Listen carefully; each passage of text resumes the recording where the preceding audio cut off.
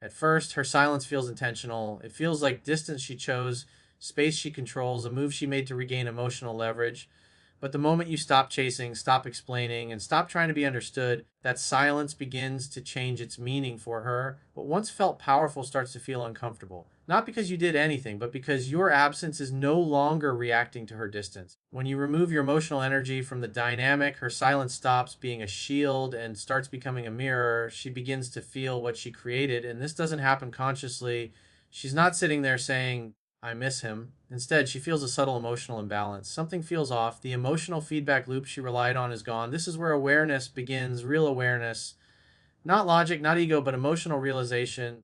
She starts noticing the lack of your presence in ways she didn't expect, the calm messages, the consistency, the way you showed up without pressure. Those things don't feel important when they're available. They only gain value when they disappear. Her mind begins filling the silence you left behind. She wonders why you didn't chase, why you didn't react, why you didn't try to pull her back. And that question quietly shifts the power dynamic because now she's thinking about you not as someone waiting, but as someone who chose not to pursue.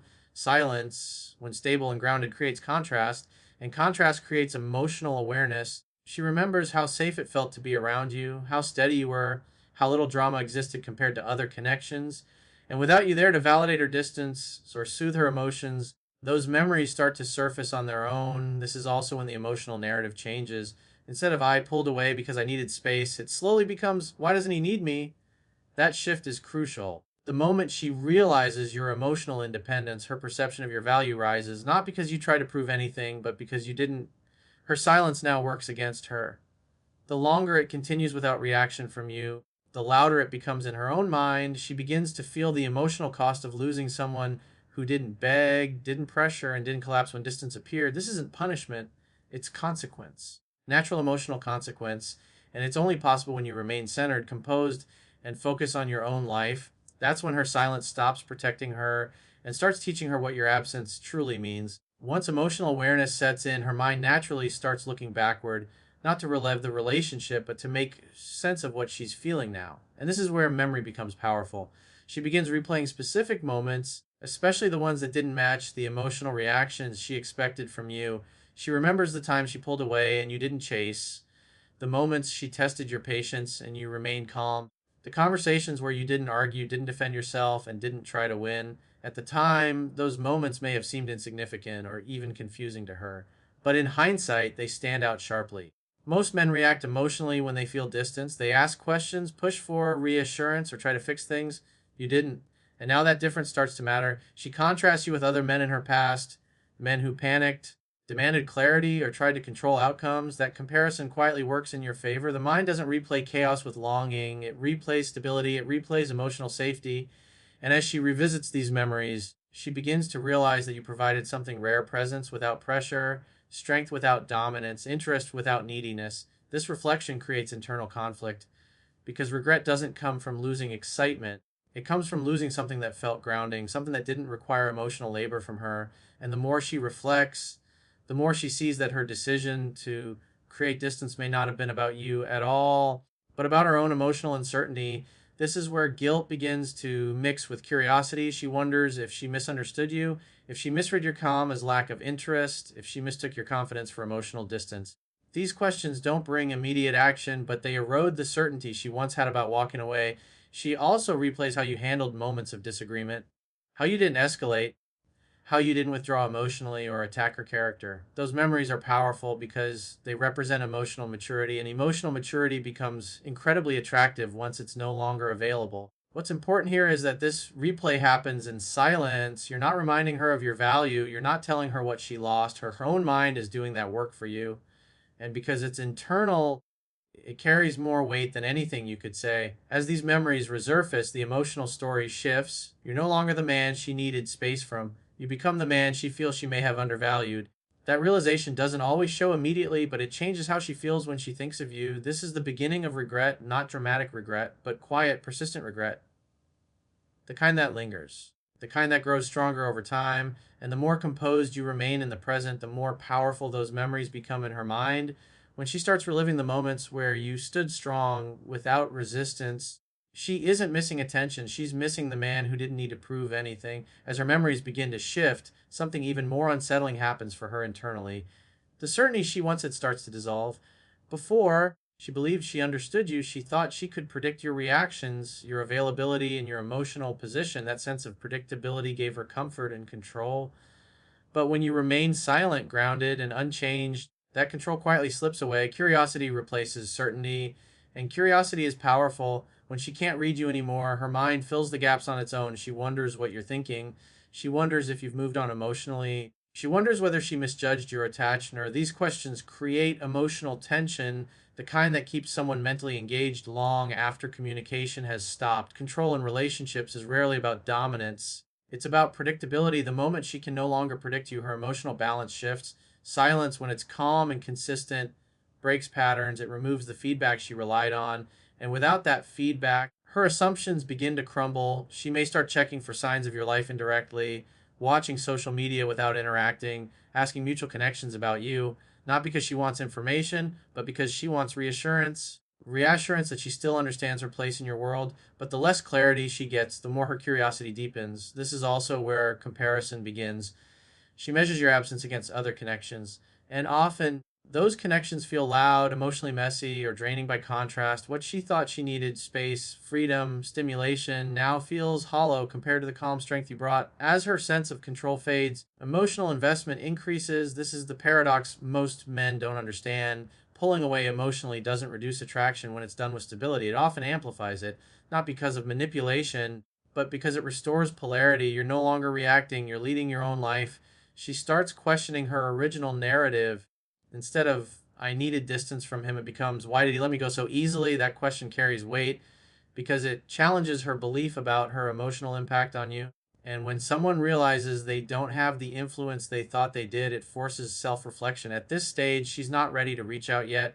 The internal shift is still forming, but emotionally, she's no longer detached. She's engaged silently, internally, and deeply. What matters now is that you don't break this dynamic. Any attempt to explain, clarify, or reinsert yourself emotionally restores her sense of control and kills curiosity. Silence only works when it's paired with self respect and forward movement. The more stable and unreadable you remain, the more she feels the weight of losing access to you. And that's when curiosity stops being passive and starts becoming emotional urgency. When she can no longer read you, she doesn't feel relieved, she feels the beginning of loss. Once curiosity turns into emotional urgency, her behavior begins to shift in subtle but revealing ways. She doesn't come forward directly because direct vulnerability still feels risky. Instead, she tests quietly, carefully, without fully exposing herself. This is the phase where she checks whether the emotional door is still open without knocking. You may notice small, almost meaningless actions that suddenly appear after a long period of silence. A reaction to a story, a like on an old post, a message that doesn't really require a response, a casual comment that feels out of place. These aren't random. They are calculated emotional probes designed to minimize risk while gaining information. She's asking silent questions through these actions. Are you still accessible? Are you still warm? Are you still emotionally affected by me? And most importantly, will you respond the way you used to? Because if you do, it restores her sense of control and reassures her that she hasn't truly lost you. This is where most men fail. They see these small signals as a green light to explain chase or emotionally reinsert themselves. But responding with too much enthusiasm, too much availability, or emotional depth at this stage collapses the dynamic that created attraction in the first place. The power of these tests lies in how you respond, not whether you respond. Calm, neutral, positive engagement keeps the emotional door open without handing her certainty. You acknowledge her presence without rewarding her distance. That balance is what unsettles her in a good way. She also watches what you don't do. If you don't ask why she reached out, don't bring up the past, and don't try to move things forward verbally, she feels the shift. It tells her you're no longer emotionally dependent on her validation, and that realization increases her respect. At the same time, these tests allow her to regulate her emotions. Each small interaction helps her feel closer without overwhelming herself. It's a gradual process of reattachment, and the slower it happens, the deeper it tends to go. If you remain consistent, grounded, and emotionally light, her tests escalate naturally. Small signals become longer interactions. Casual messages become real conversations. But this only happens when she feels that closeness doesn't come with pressure. What she's really testing is whether you've changed, not in words, but in energy. Are you still centered? Are you still living your life? Are you still emotionally stable regardless of her presence? When the answer is yes, her confidence in moving toward you grows. This stage isn't about convincing her, it's about allowing her to convince herself. Every time you respond without urgency or emotional weight, you reinforce the idea that you're not chasing, you're choosing. And when she realizes that access to you is no longer guaranteed, those quiet tests stop being enough. That's when she stops testing the door and starts opening it herself. As her quiet tests continue and the emotional door remains stable but not wide open, a deeper fear begins to form beneath the surface. It's not panic yet. It's not jealousy in the obvious sense. It's a slow, unsettling realization that what she once had access to may no longer be waiting for her. And this is where the emotional cost truly starts to register. At first, she assumed time was neutral. That distance preserved options. That silence kept things suspended. But as days turn into weeks and your life continues without visible disruption, that assumption collapses. Time is no longer on her side. It's moving, and it's moving without her. This is when the idea of replacement quietly enters her mind, not because she has proof, but because the possibility now feels real. She starts imagining another woman experiencing your calm presence, your attention, your emotional stability, and that thought doesn't feel abstract, it feels personal. Because she knows exactly what that version of you is like. What intensifies this fear is that you didn't beg to be chosen, you didn't argue your value, you didn't wait, you stepped forward, and that signals abundance. Abundance is threatening to someone who believed they could always return on their terms. She may tell herself stories to reduce the discomfort, that you're fine alone, that you weren't that invested, that she made the right decision. But these narratives don't hold because her emotions keep contradicting them. The more she thinks about you, the less convincing those stories become. This is also where comparison sharpens. Other connections feel louder, more effortful, less grounding. She notices emotional volatility elsewhere, inconsistency, neediness. Drama, and against that backdrop, your absence starts to feel heavy, not exciting, but meaningful. What she's really afraid of isn't losing attention, it's losing position, losing the role she unconsciously held in your emotional world. When she realizes she may no longer be central or even relevant, the internal pressure increases. This fear doesn't make her reckless. It makes her cautious but motivated. She begins weighing the risk of reaching out more directly against the risk of losing you entirely. And that internal debate happens quietly. There are no public signs, no dramatic gestures, just a growing urgency beneath controlled behavior. This is why stability matters so much. If you suddenly become reactive or emotional here, the fear dissolves. She feels reassured that you're still emotionally available on demand. But if you remain steady, warm, grounded, and forward moving, the fear deepens in a healthy way. It's healthy because it forces clarity. She can no longer stay in emotional limbo. The longer you continue living well without her, the more she feels the weight of what she chose to step away from. And eventually, fear turns into resolve because when the possibility of losing you becomes more uncomfortable than the vulnerability of moving toward you, silence is no longer enough. That's when her regret stops being internal and starts looking for a way out. When fear turns into resolve, the dynamic shifts for the final time. This is where regret stops being passive and becomes directional. Up until now, everything has happened inside her thoughts, memories, curiosity, hesitation. But once the emotional cost of losing you outweighs the fear of vulnerability, action becomes inevitable. What changes first is her intention. She no longer reaches out to test or soothe herself, she reaches out to reconnect. The tone is different, the effort is clear, there's follow through, she responds consistently. She creates space for real interaction instead of surface level contact. This isn't impulsive, it's deliberate. You'll notice she no longer tries to maintain emotional distance while staying connected. The mixed signals fade, the push pull settles. She shows up with more openness, more presence, and more emotional availability, not because she suddenly feels safe in general, but because she feels safe with who you are now. This is where most men sabotage everything. The moment they sense her return, they rush to secure it. They ask questions, they bring up the past, they seek reassurance. And in doing so, they remove the very conditions that brought her back. Pressure replaces polarity. The key here is restraint. You don't pretend to be indifferent. You're warm, receptive, and present, but you don't chase clarity. You allow her actions to speak. You let consistency prove intention because real change doesn't announce itself, it repeats itself.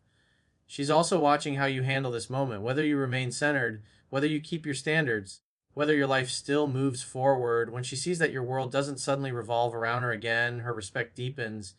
And respect is what stabilizes attraction long term. At this stage, she begins to invest emotionally. She shares more, she asks more meaningful questions. She opens up about fears and doubts, not to test you, but because she wants to be understood. This vulnerability isn't forced, it's earned through your steadiness. What brings her fully back isn't your availability, it's your self respect. It's the fact that you didn't collapse when she left and you didn't harden when she returned. You stayed balanced. And balance is magnetic. This is where silence has done its real work, not as a tactic, not as punishment, but as a filter. It removed confusion, it exposed emotional truth. It allowed her to feel the consequence of losing a man who didn't try to hold on through force. And now, because the decision is hers, it holds weight. She isn't coming back to be convinced. She's coming back because she chose to. Your job now isn't to secure the outcome, it's to continue being the man who made the outcome possible. When you do that, regret doesn't just bring her back, it transforms the connection into something stronger, calmer, and real.